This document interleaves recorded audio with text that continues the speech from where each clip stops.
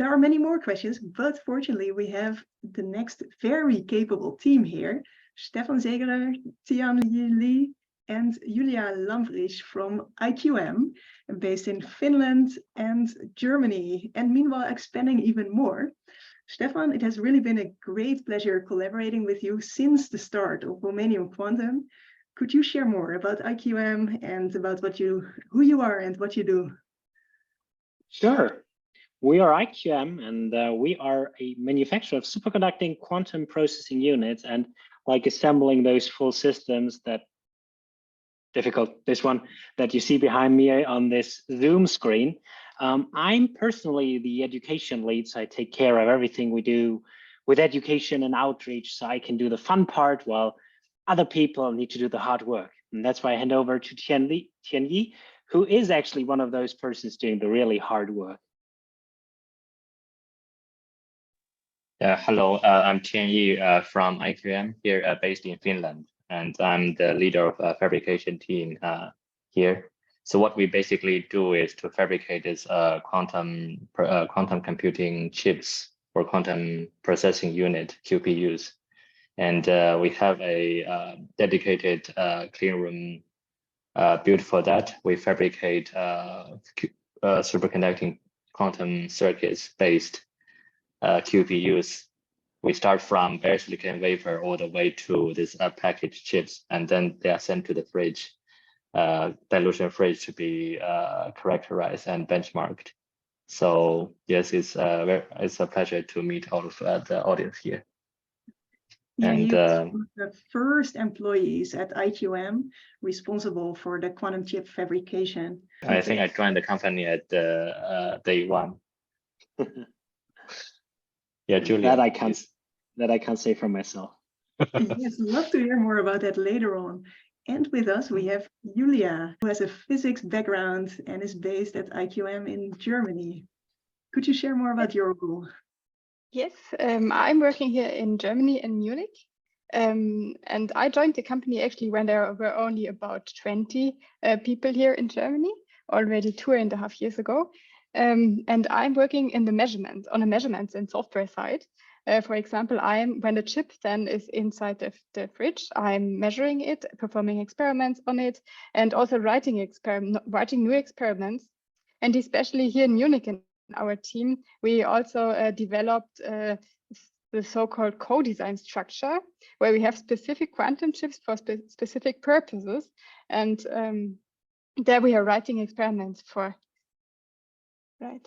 Stefan, how big is the company now in Finland and Germany? Well, we grow to over 250 people, so quite a number, but you still most know the people. That's very important. So we feel like one team, and I think that's the most important part. Definitely. And since when? What is the founding year? Well, operation is like 2019 when operation started. I think founding was 1 year before that. But the operation really started in 2019. And from those people that are here, I'm actually the youngest, not in terms of age, maybe, but in terms of company belonging.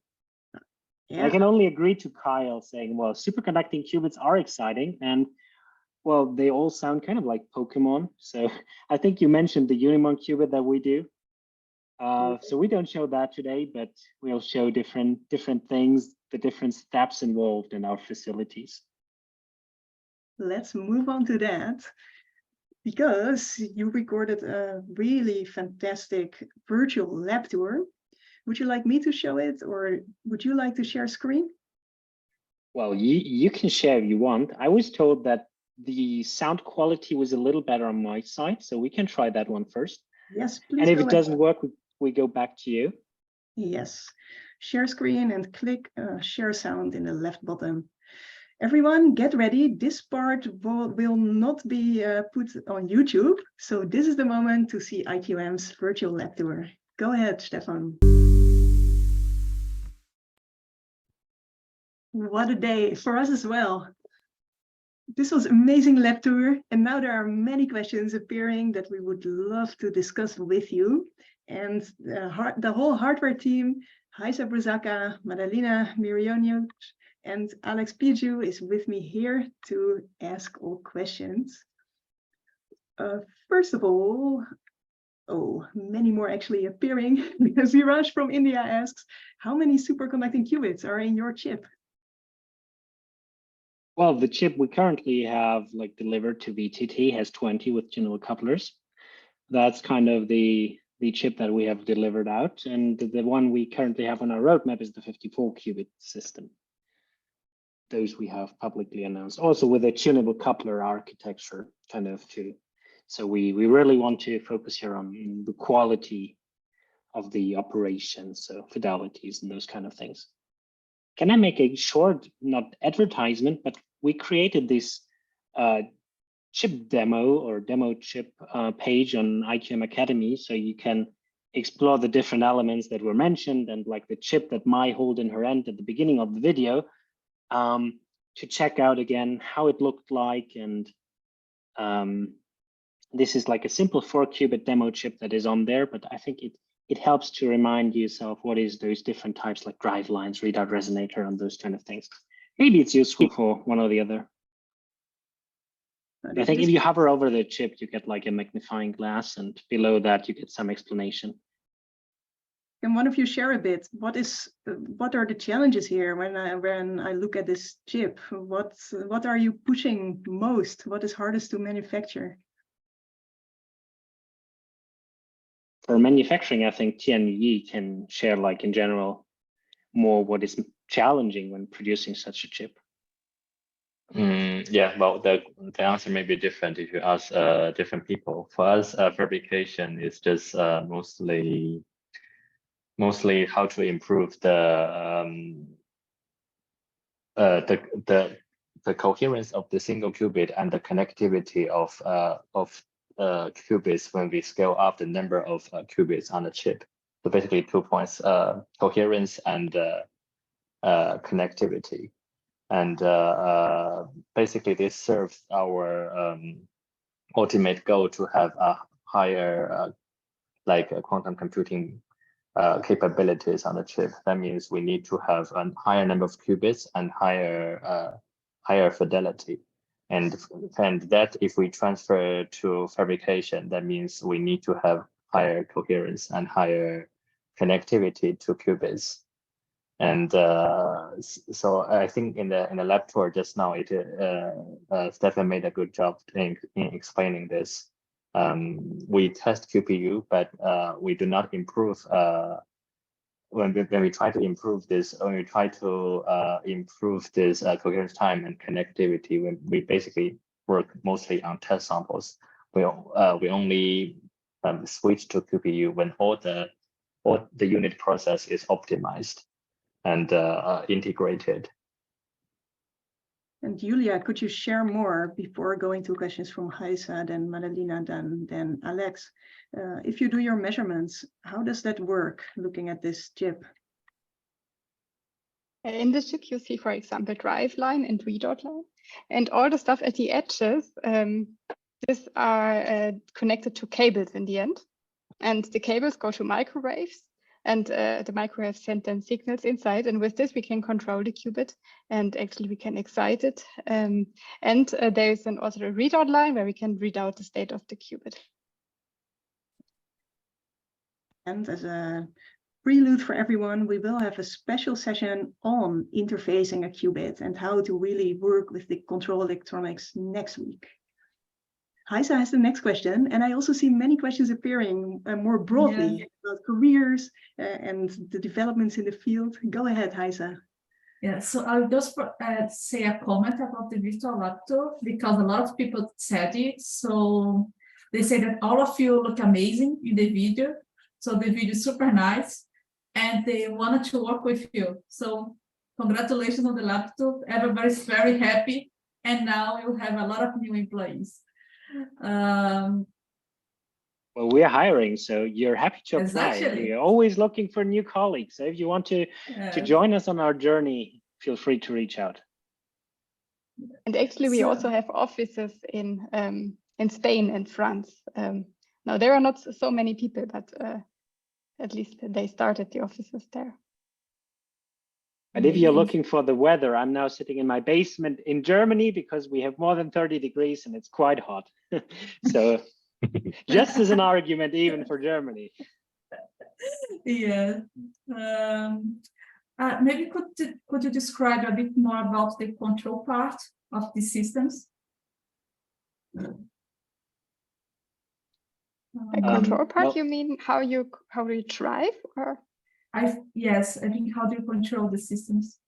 And I think Marlou just said that you have a lab tour about it on Zurich. Okay, maybe next question. Basically, No, how you drive yes. single qubit gates or 2 qubit gates. I think Julia can answer. Yeah. Yeah, you do this by microwave drive. For example, controlling the qubit means you can excite it to the excited state, or you can put it to the ground state or to a superposition state. And this you do by driving the qubit with a special frequency. So every qubit has something like a resonance frequency. And when you drive with this frequency, you can put the qubit from ground to excited state. And when there are more qubits, you can also entangle the qubits and drive more qubits. And this is how you control the qubits. And in the end, readout works like this. You send in a signal, or also a drive, to the readout resonator. And this needs also to have a special frequency, namely the frequency of this readout resonator. And then when you also detect a resonance, and depending on in which state the qubit is, this resonance will be different. And then you see which state does the qubit have. Hopefully this answered the question. Yeah, that is great. And all follow-up questions can be asked next week as well. Madalina has the next question for the three of you. Yes, so this one is a bit more broad. What is the main competitive advantage of IQM?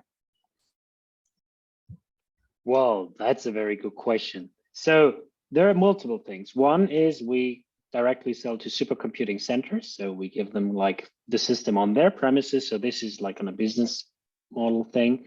Then of course, this co-design aspect that Julia mentioned. So quantum computing is already very specialized in a way that you probably won't use it to create PowerPoint presentations or to cut this video of the lab tour, but it's for very specific problems. And we thought to take this approach a step further by making like application specific integrated circuits for like a system maybe that's better for simulation. So we can really lower the hardware requirements for a specific problem. So it's really at the intersection of algorithm, problem, and hardware to kind of get to a point sooner where we can make industry scale computations with a quantum computer. Maybe Julia wants to add something.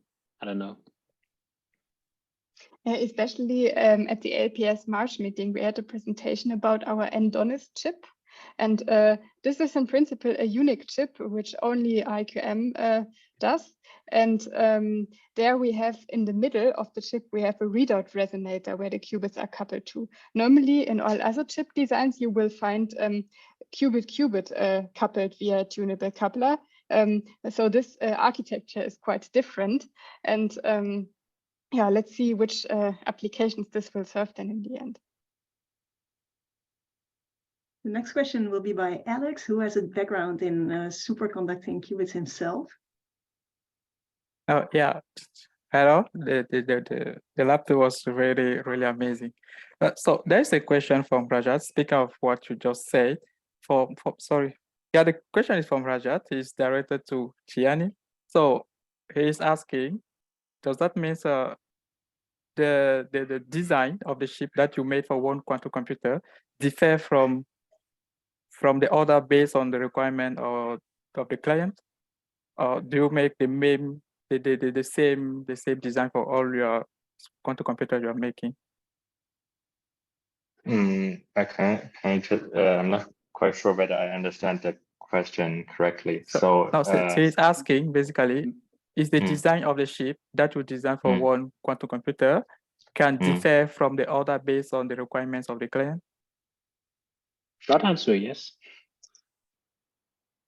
So like even the chips, sorry, Tianyi, go ahead. does the design for one quantum computer can do what? Can differ, like can be different from maybe from another person. If two clients actually are maybe other quantum computer, maybe are they the same? The design of the chip, are they the same, or you guys are gonna differentiate it based on the requirement? Maybe I jump in at this point. So definitely you're right. I mean, the idea behind those application-specific quantum computing units is that you kind of have your set of building blocks that you can assemble for specific purposes. So, for example, it could be that the qubit type differs. It could be that you use different computational elements. It could be that you change the like structure, how the qubits are aligned on the chip. So there are different ways to really accommodate those. And I mean, of course, those are just demo samples, but even the qubit type we saw in the video that Alessandro showed us is a concentric transmon, whereas the one we have on the website I shared with you, like on this IQM Academy page, that's a Swissmon qubit because it looks like the Swiss flag. So even there, you kind of see that there are different types of qubits. And I think Kyle in his talk, I just saw the last part of it, but he also mentioned different types of qubits. Unimon is even another type of qubit that we are producing chips for, that we have published a paper about. I can look it up for you if that's interesting for you. Yeah, but and the good news is that like even the design can be different. They sometimes, or they quite often share the same fabrication technology. So for us, it's roughly the same or similar, that the design has changed, but we can fabricate it in a good and a controlled and a systematic way in the clean room. Now the question remains pressing. What is this Unimon? Can you share it in a nutshell? I can try. I mean, Tianyi probably knows it even better because he's the author of the paper as well. But essentially, the Unimon is a qubit that really tries to increase this unharmonicity you saw in Kyle's talk today. So to really be able to differentiate the different energy levels better. And that's something the Unimon provides by having a very conveying like layout to it. So it's actually fully insensitive to charge noise. It is also has a reduced sensitivity to flux noise. And now you probably need to go to this IQM Academy page to see where can the flux noise come from and those kind of things. But so it really shows very promising behavior for like reaching very good fidelities with qubits. And from a like visual point of view, you can go into the paper I shared in Zoom, and there you can actually see how it looks like from a like visual appeal. So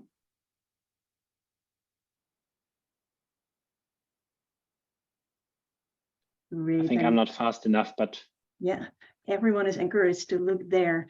Over to Rayssa for the next question. Yeah.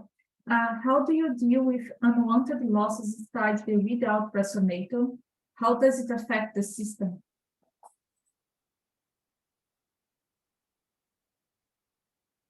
Does it make I sense? think the quick answer is to have this Brazil filter. Yeah, and I think that the person who asked this question is already quite professional. I think he or she can understand what is Brazil filter. a Purcell filter. And also in the readout line, you have also amplifiers, and this is quite a very difficult process. The readout, what happens there? There is also the computer. There is a lot of averaging going on, so it's quite difficult to do. This was from filter. There is a filter, then averaging, and also amplifiers.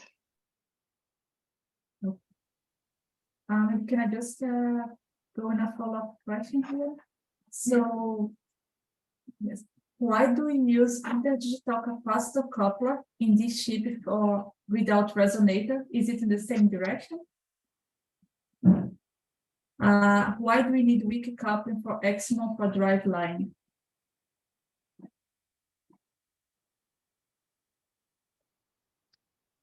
Maybe Tianyi is the best to answer this question. I didn't quite I think understand this it. is a bit quite specific. We need to ask our colleagues if it is some specific problem about a question about some design. I think I would rather give a correct answer later rather than a wrong answer here. Okay. It's definitely too specific for this session. Madalina, what is next? Kind of following up with some questions about careers. First of all, could you describe what a typical day in the life of a quantum engineer is? And then kind of following up from that, what kind of background would somebody need to be a quantum engineer? Those are very good questions. For the first one, how a day looks like, we actually have multiple videos of IQM employees on our YouTube channel. I shared the link in the chat and I also share it now in Discord. So there you can follow a day of Julia, you can follow a day of Vicente, of Francesca, Vasily, Fabian, and they show you around how their day looks like. So it's really depending on the team you work in. So my day is completely different from Julia's and from Tianyi's day. That was the first question, so I really recommend those videos. I mean, we can watch one together, but I think we don't have the time for that. And the second part of the question was, can you quickly help me what the second part was? What kind of background do we need to become quantum engineers? That's also a very good question. That obviously depends on where you work. Like if you're working in the device design, then it's more like experience in superconducting qubit design and RF design, maybe. Good programming skills in like Python are always very useful in like all those things.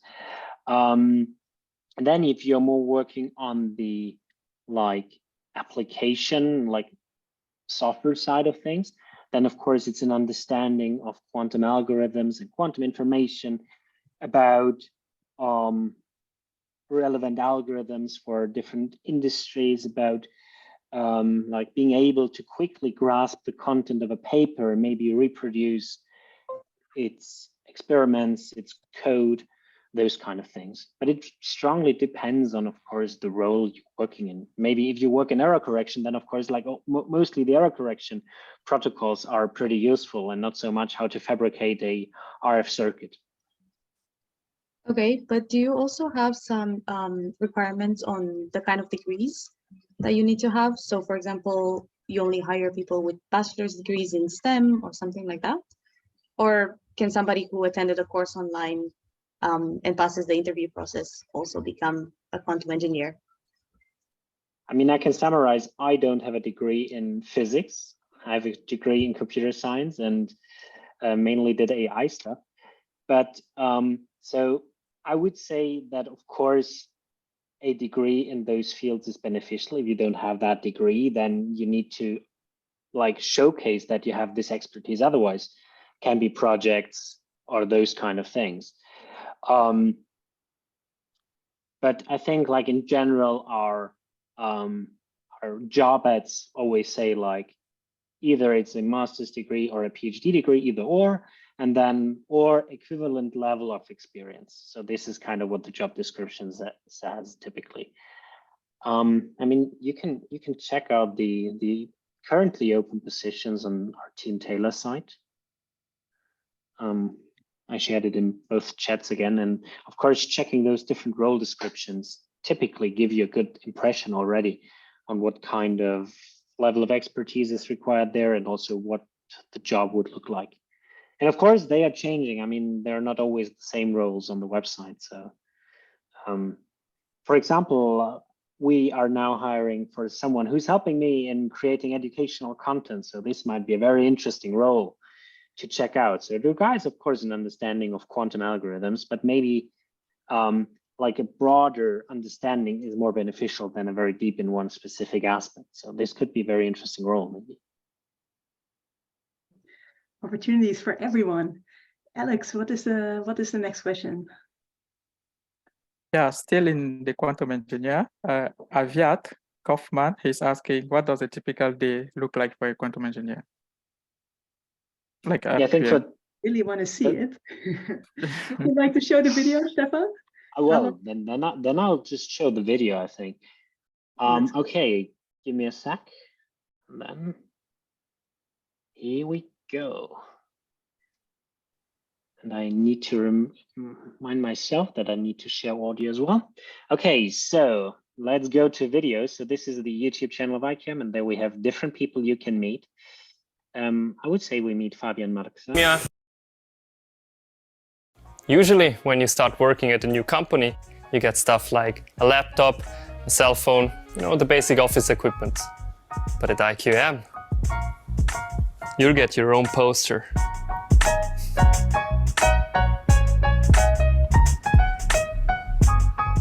My name is Fabian Maxer. I am from Liechtenstein and I'm a quantum engineer at IQM. To be honest, I never really understood the core of quantum mechanics. For me, it was always a bit of a magic trick. But in a conventional magic trick, you know that there's a trick. But in quantum physics, it's actually real.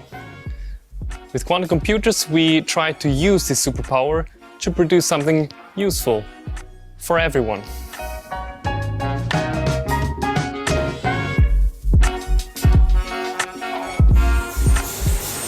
So I came out of university, didn't really know what to do. Do I want to stay in academia? Do I want to go to industry? Then I decided, why not do both? So I came all the way from Liechtenstein to Finland and then decided to do a part-time PhD together with IQM.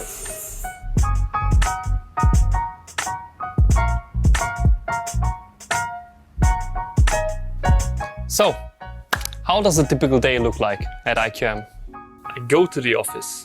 And like 5 million other Finnish people, I start my day with coffee.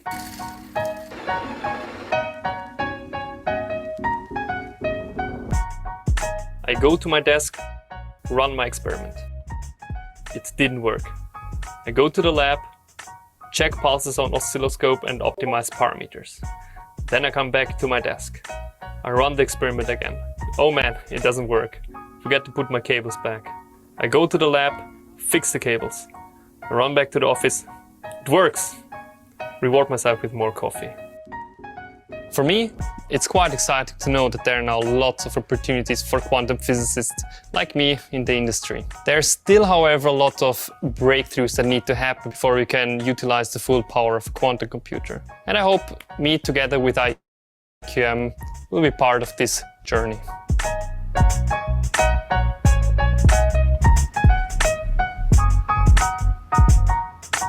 You can meet more people on the YouTube channel as well. There's Julia, you already know her. Vicente has a video. Alexia has a video. So also non-quantum engineer positions. So feel free to check those out and get a better feeling about the company and who's working at the company. Tianyi, how was it for you being there on day one? How has it been in a developing startup that grew so fast the past years?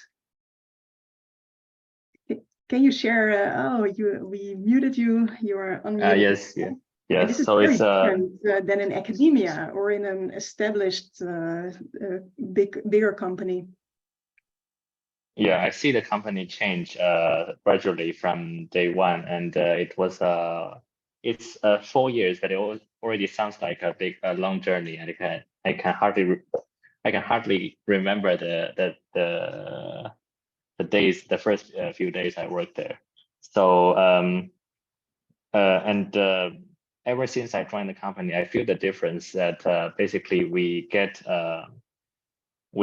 really work effectively in a startup company, much more effective than I used to be in academia lab, because basically all the talent people, they work together towards the same goal, and that is to make our quantum computer better and better.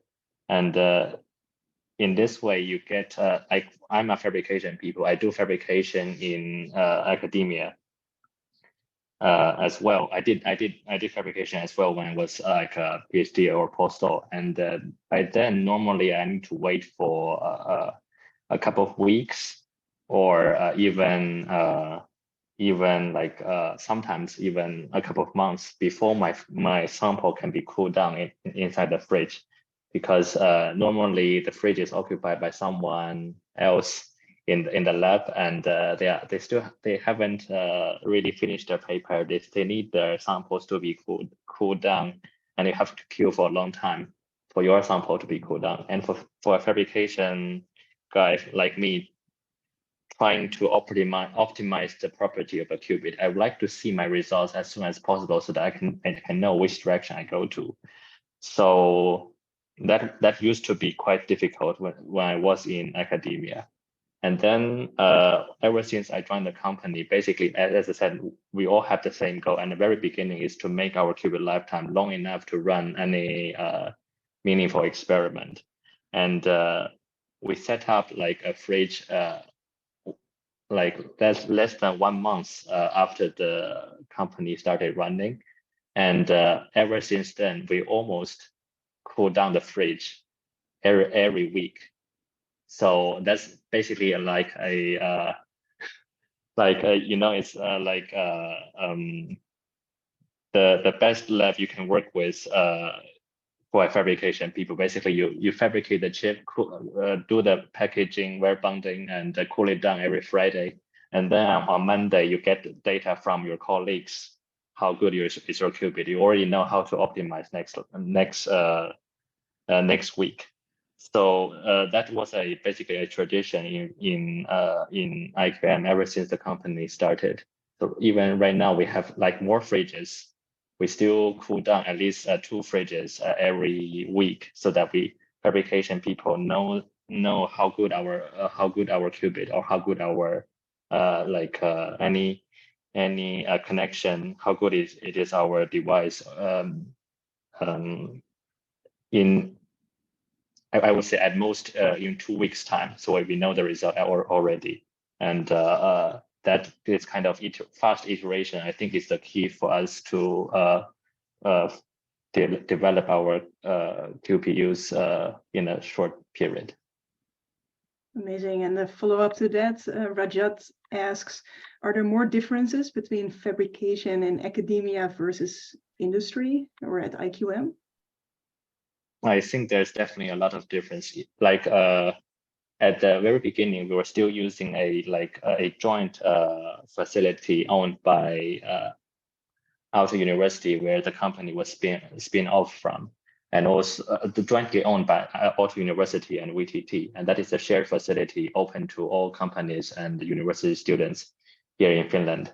But at the very beginning, we already realized that to fabricate something really with high quality, we need to have our own fabrication facility.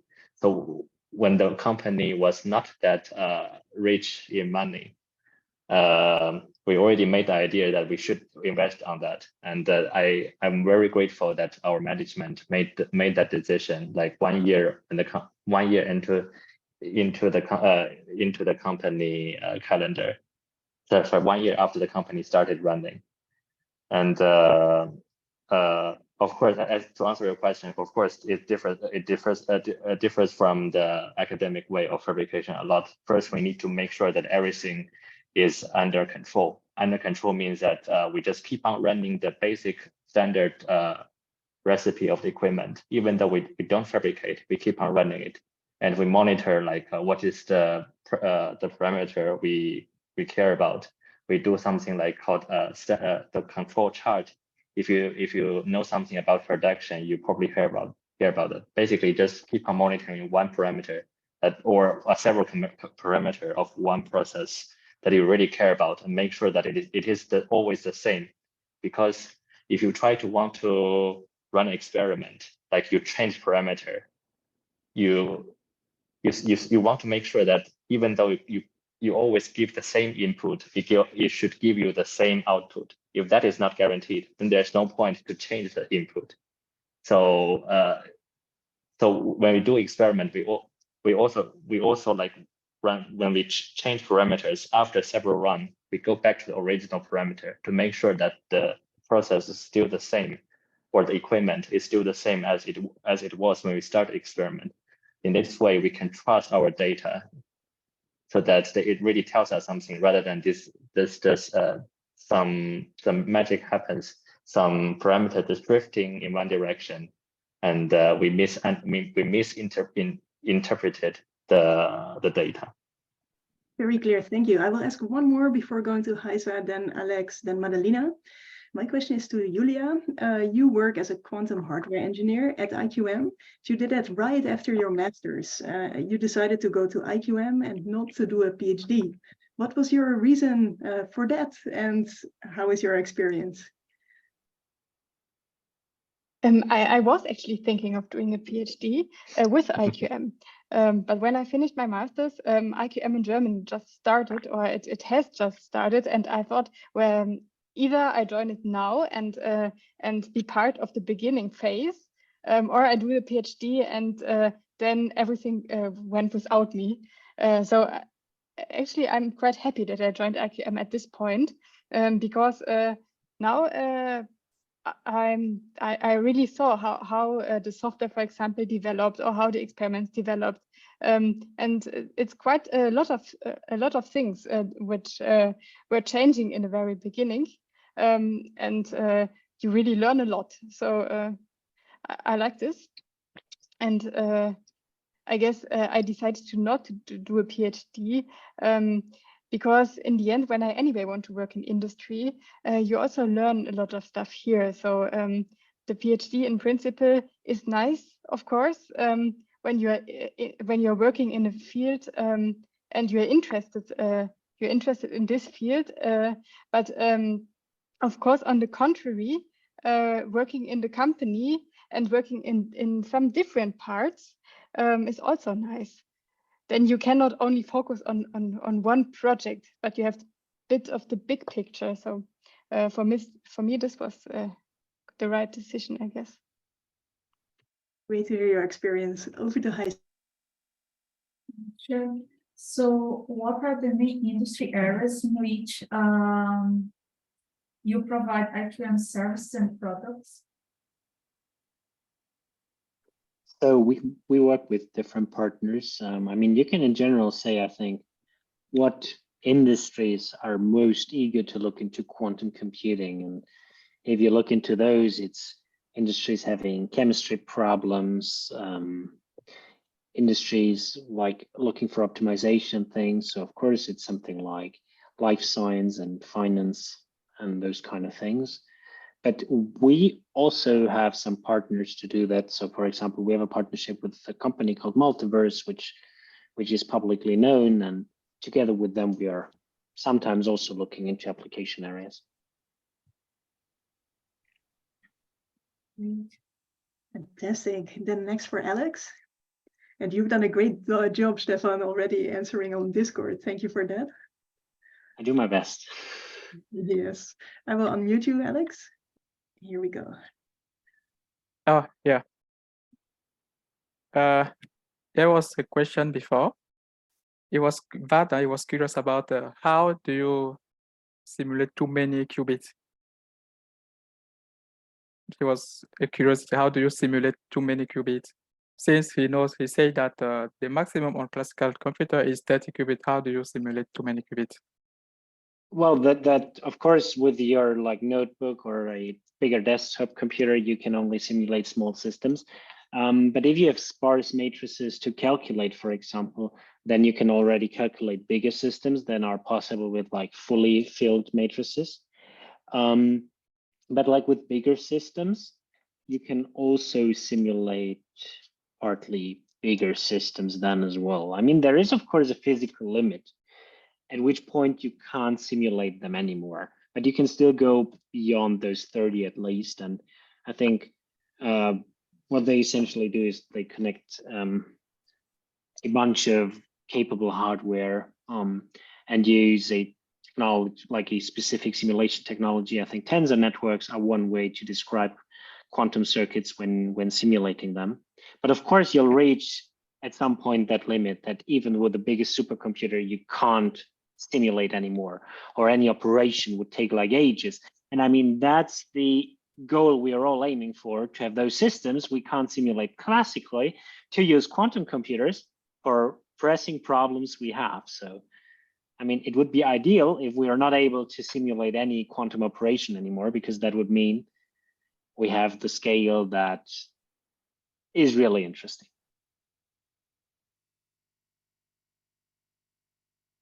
Amazing. And then almost last question, Madalina.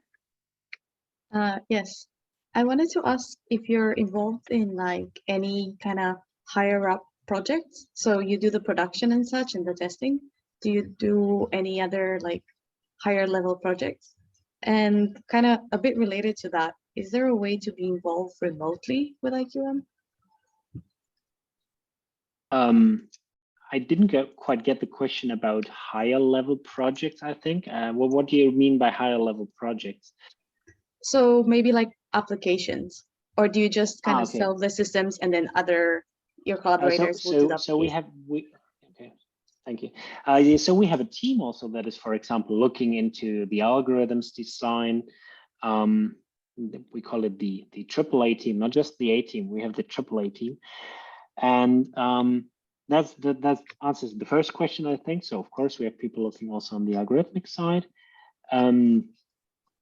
Could be often in combination with the hardware, and then we have like the team Julia is in, where they are looking really in this co-design topic, and then to get involved remotely. So we don't really have remote contracts. So working at IQM requires being physically in one of the countries we operate, which at the moment is Spain, France, Germany, Finland, and Singapore. So we do help with relocation and those kind of things, but it is not possible to fully work remotely from another country. This is already difficult with like insurance things and those kind of things. So health insurance wouldn't cover you if you're not permanently living in the country you're employed in, those kind of things. But this is legal things I can't really describe. I just know they are there. But we can at least offer 5 different destinations at the moment. And well, maybe if we made you curious, then feel free to reach out to our HR team or to our Team Taylor website. For everyone who is at the start of their quantum journey, now studying big dreams, what is your advice? Could you please share, Stefan, then Tianyi, and then Julia? Be curious and don't be intimidated by all the content that is there. I think no one can understand everything. And I think having like a broad overview and then going in one T-shaped way to one topic more deeper, that's a good way of exploring it. And the second thing is, I think, always look for your own projects. Either it is some explanatory content or it is some showcase in software, but always start to think about what is the project I want to do, because this always motivates you to go further and to explore. I think the power of projects can't be overestimated. What is your take on this, Tianyi? I don't have any suggestion, but I think anyone that's either studied quantum or quantum related in the last few years or in the last decades, let's say, or is studying it right now, would be grateful that it is a great time to for this either research area or industrial sectors at this moment. So I feel really grateful that because physics or engineers, they have been dreaming about this realization of quantum computing for decades and decades, and it is part of their previous work that made it seems like that we are approaching the quantum advantage sooner and sooner. So I'm personally, I'm always grateful that I live in this era, and I joined the company at a great time. Yeah. That is wonderful. Both Tianyi and Stefan, thank you. Julia, would you like to share some last advice with everyone? Yes, and I would also recommend to go in the quantum field, because now also political topics are thinking about quantum, and especially I think there is a great boom of quantum, because nobody really understands what it is, and it is so difficult that so unnatural that nobody really fully understands. But when you hear the word quantum, then everybody thinks, wow, what is this? I think it's really nice to go deeper into this, and it's really a very, very broad field, and nobody knows what comes out yet. So it's an interesting time for this. Really exciting time. Julia, Tianyi, Stefan, and the whole IQM team, we saw Mai and many others of the team. Thank you so much for this amazing lab tour, fantastic Q&A. We love to keep collaborating, and thank you for the awesome session today. We'll be in touch, and have a wonderful evening, a wonderful afternoon and night and morning for others, and we'll be back. I will briefly stay on to share what we will do tomorrow and the requirements for that. But with this, the virtual lab tour is concluded. Thank you very much.